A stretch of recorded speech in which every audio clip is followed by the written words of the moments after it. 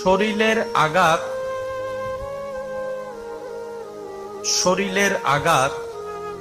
শরীরে থেকে যায়, শরীরের আঘাত ব্রেন গিয়ে পৌঁছায়, কিন্তু বান্দার দিল এমন একটা দামি জায়গা, এই জায়গায় আঘাতটা আরশ পর্যন্ত পৌঁছায় যায়।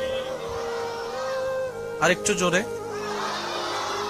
এই মুখের লক্ষবার ডাক, লক্ষবার চিৎকার, সামনের জন 1 মাইল দূরে আওয়াজটা না যাওয়াটা সম্ভব হতে পারে, কিন্তু একজন বোবা মানুষের দিল থেকে মহাব্বতের আওয়াজটা পর্যন্ত লামকান পর্যন্ত পৌঁছায়।